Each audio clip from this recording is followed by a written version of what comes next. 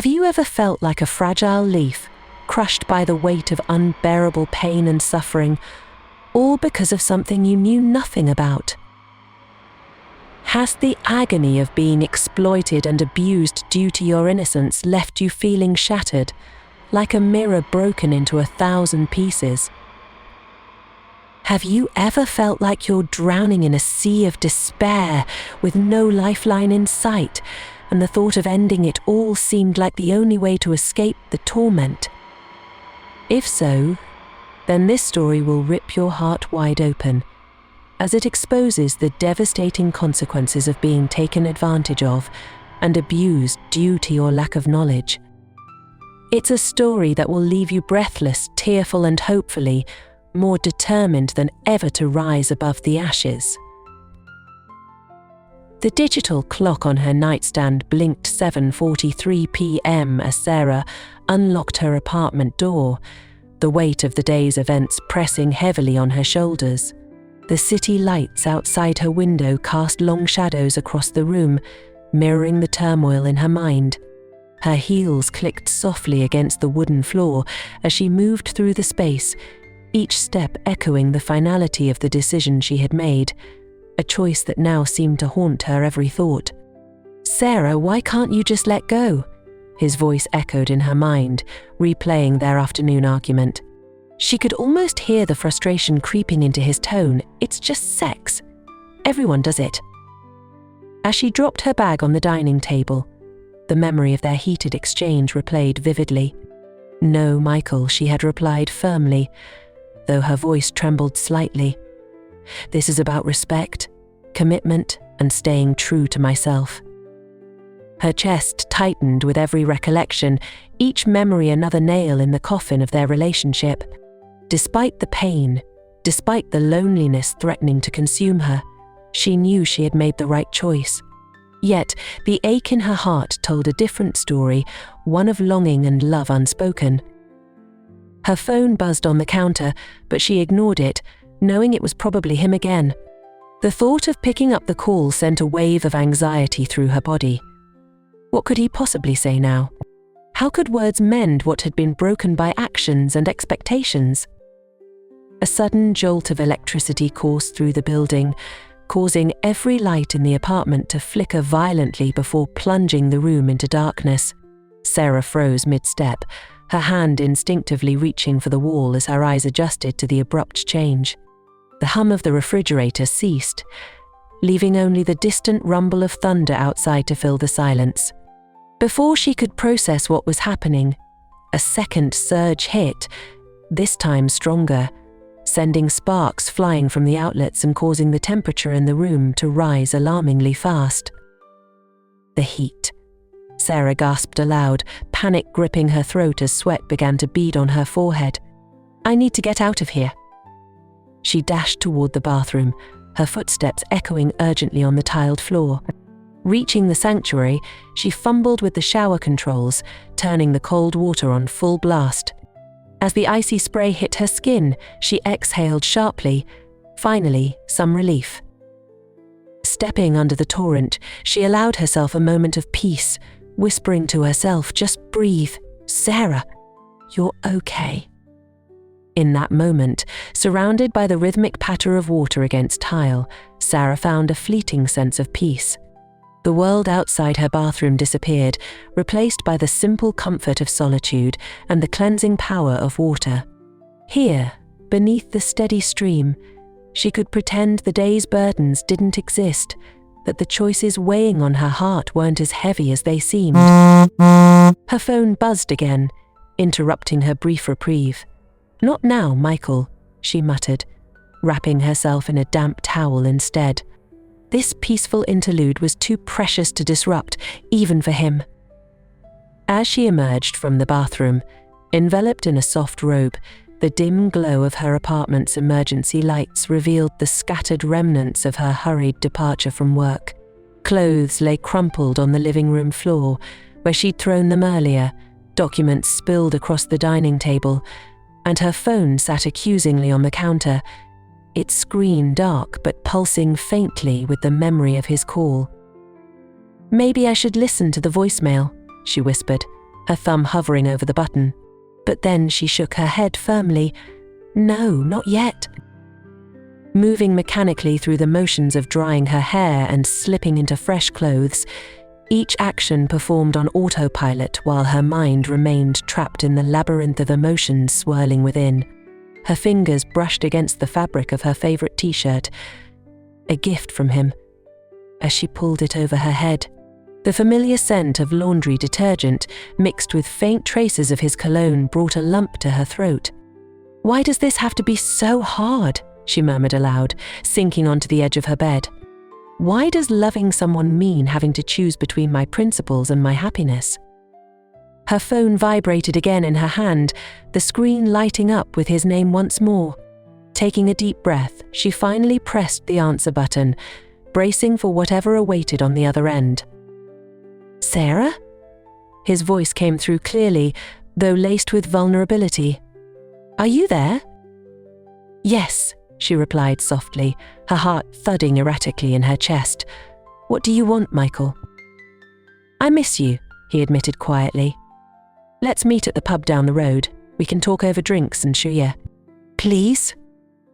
The invitation hung in the air, carrying with it the promise of resolution and the peril of compromise. "Okay," she whispered finally, her resolve wavering under the weight of his desperation. Without conscious thought, Sarah sprang into action, her body moving faster than her mind could fully comprehend.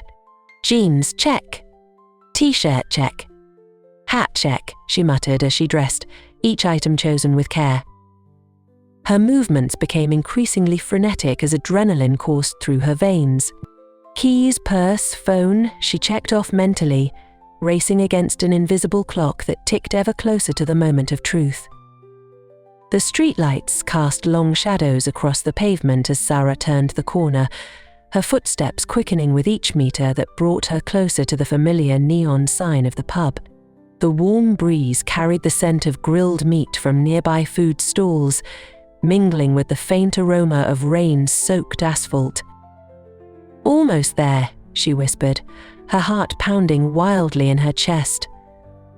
The anticipation of seeing him again, of hearing his voice and feeling his presence nearby, fueled her momentum. Before she could reach her destination, strong, rough hands clamped down on her upper arms, yanking her off balance. "What the—" "Move." A gruff voice commanded behind her, dragging her forcefully toward a parked bus idling at the curb. "No. Let me go," Sarah screamed, struggling against her captors. "I haven't done anything wrong." Her protests were muffled by the cacophony of engines and voices erupting around her, blending into a chaotic symphony of confusion and fear. Every attempt to break free resulted in tighter grips and harsher treatment. "What is happening?" she demanded desperately, her voice rising in panicked screams. "Why are you doing this?" "Prostitutes." One officer barked, shoving her roughly into the bus. "All of you." Inside, women of all ages filled the seats, their varied backgrounds evident in their clothing and mannerisms. Some cried silently, others whispered frantic prayers, while a few sat frozen in stunned silence. "Please," Sarah begged, turning to one of her captors. "I'm not what you think I am. I work nearby. I live just around the corner." Her words fell on deaf ears, drowned out by the commands barked by the officers coordinating the raid. With growing horror, she realized her protests were futile against such overwhelming force. The interior of the bus reeked of sweat and fear, the air thick with the collective anxiety of its unwilling passengers. "This can't be real," Sarah whispered to herself, her voice trembling. "This has to be some kind of mistake." Through the chaos, one word repeated itself over and over, delivered with cruel certainty by her captors, prostitutes. The label burned like acid against her identity, branding her with a stigma she didn't deserve and couldn't comprehend. Each slap that landed across her face served as a painful reminder of her powerlessness. "Stop resisting." An officer shouted, striking her again. "You're making this harder on yourself." With every strike, her resolve weakened, her spirit shrinking under the weight of authority wielded without mercy or justice. The realization dawned on her that she was no longer dealing with reasonable individuals capable of rational discourse. Instead, she faced agents of a system that operated on assumptions and prejudices, dispensing punishment without regard for individual circumstances or personal dignity. The night stretched endlessly, each hour marked by the relentless movement of detainees from one location to another. Exhaustion crept over them like a creeping tide, sapping their strength and willpower with each passing moment. "Where are they taking us?" Sarah asked a woman seated beside her, her voice hoarse from screaming. "Do you know what's going to happen?" "They'll search us," the woman replied bitterly. "Then they'll demand money for our release. If you don't pay, well, let's just say you don't want to find out." When the sun finally rose, casting weak rays of light through the grimy windows of the bus, the women were herded into a makeshift holding area at a local police station. The facility lacked basic amenities, forcing them to endure uncomfortable conditions while awaiting further processing. "Line up," an officer commanded, gesturing toward a metal table. "One at a time." When Sarah's turn came, the officer rifled through her purse with practiced efficiency. "House keys, 1,000 naira, he announced flatly, his expression hardening. "That's not enough for release." At this revelation, her captor offered what he termed a solution, a proposition so repugnant it stole what little breath remained in her lungs. 5,000 naira, he stated flatly, "or you can pay for your freedom in another way." "How dare you?" Sarah spat, her voice shaking with rage. "I refuse to compromise my principles, even for people like you who view me as nothing more than a commodity." The captor's reaction confirmed her worst suspicions. His face darkened with irritation, his patience worn thin by her refusal to cooperate. Summoning 2 additional officers, he issued instructions that left no room for misunderstanding. "You asked for it," one of them sneered, approaching her with predatory slowness. "We'll show you what happens when you defy authority." Sarah fought back with every ounce of strength she possessed, kicking and scratching in desperate resistance. "Get off me," she screamed, landing a solid kick to one officer's shin. "Leave me alone." 3 sets of hands proved too much for her weakened state. When their physical domination achieved the desired effect, they proceeded with their vile plan, using pure water nylons as makeshift condoms to protect themselves, while violating her repeatedly. Through it all, Sarah maintained a detached awareness, her mind retreating to a safe place where she could observe the horror unfolding without fully experiencing it. Only later, when the perpetrators finished and left her crumpled on the floor, did the full impact of their actions crash over her like a tsunami, leaving her shattered and broken. Their final act of cruelty came as they bundled her into a car, laughing and mocking her plight during the short drive to her neighborhood. "Look at this Ashiu," one of them jeered, his voice dripping with mockery. "Pretending to be a virgin until we showed her otherwise." Their laughter echoed in her ears, mixing with her own silent sobs as she recognized the spot where they abandoned her, mere meters from her apartment building. Stumbling through her front door, Sarah collapsed onto her bed, her body aching from more than just the physical abuse she had endured. "How could this happen to me?" she whispered, tears streaming down her face. "How can I possibly face anyone after this?" Her mind churned relentlessly, each thought more devastating than the last. "Mother would never understand," she murmured. "Friends would judge me. And Michael, how can I ever explain this to him?" The telephone on her bedside table rang insistently, its shrill tone cutting through the fog of despair that enveloped her mind. The caller ID displayed his name, the one person whose opinion mattered most, the one person whose judgment could destroy her completely. "Should I answer?" she whispered, staring at the phone. "What words exist that could explain the unexplainable?" Suicide seemed like the only escape from this impossible situation, the only way to reclaim some measure of control over a life that now felt utterly out of her hands. The bottle of sniper insecticide sat temptingly close, its label promising swift and certain death.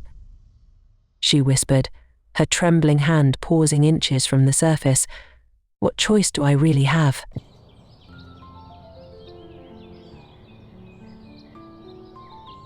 The bar was dimly lit, its atmosphere heavy with the scent of stale beer and lingering cigarette smoke. She slid onto the stool, her head spinning from the cocktail of emotions swirling inside her. Guilt, shame, anger, they all vied for dominance, threatening to overwhelm her. Yet, amidst the chaos, one thought kept her tethered to reality: him. He had called again that morning, his voice softer than usual, almost pleading. "Please, just meet me," he'd said. "We need to talk." Talk about what? She wondered. About how he'd abandoned her when she refused to compromise her values. About the pain she still carried, the scars invisible but no less real. Or was it something else entirely, something she didn't want to face? As the bartender placed a glass of whiskey in front of her, she sighed, taking a sip that burned its way down her throat. Alcohol had become her constant companion these days, a crutch she leaned on whenever the weight of her thoughts became too heavy to bear. It didn't solve anything, but it made the edges blur, softened the sharpness of her pain. The door jingled as someone entered, and she glanced up automatically, her breath caught in her throat. Him. There he was, standing just inside the doorway, scanning the room with those piercing eyes of his. When his gaze landed on hers, he smiled, a small, hesitant smile that sent a wave of conflicting emotions coursing through her. Before she could protest, he was at her side, sliding onto the stool next to her. "Hey!" he said softly, his voice barely audible over the din of the crowd. "What are you doing here?" she asked, her tone sharper than she intended. "I told you I've been trying to reach you," he replied, his expression earnest. I need to explain things." "Explain what?" she snapped, turning away from him. "There's nothing left to say, is there? You made your choice, and so did I." His hand reached out, brushing against hers lightly. She flinched, pulling away instinctively. "Please," he said, his voice breaking slightly. "Just give me 5 minutes. That's all I'm asking." Reluctantly, she nodded. 5 minutes. What harm could it do? "You don't know what it's been like for me," he began, his voice low and steady. "Every day without you feels like a lifetime. I miss everything about you, the way you laugh, the way you look at me when you're deep in thought. I miss us." Her heart twisted painfully in her chest. Was he being genuine, or was this just another act? She couldn't tell anymore.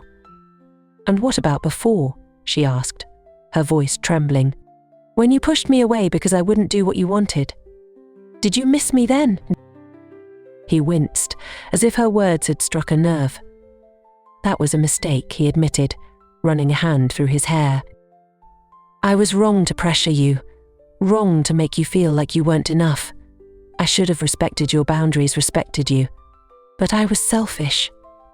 And now I regret it every single day." Tears pricked at the corners of her eyes, but she blinked them back fiercely. She didn't want to cry. Not here, not now. "You can't just come back into my life and expect everything to be okay," she said, her voice rising slightly. "Do you even understand what happened to me after you left? Do you care?" His expression softened, and he reached for her hand again, this time holding it firmly. "Yes," he said, his voice raw with emotion. "I care more than you know. I've spent countless nights lying awake, wondering if I'll ever get the chance to make things right.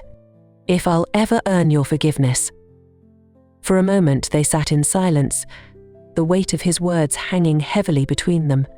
She wanted to believe him, to trust him again, but the scars ran too deep. Still, there was a part of her, a small, fragile part, that longed for the comfort of his presence, for the warmth of his touch.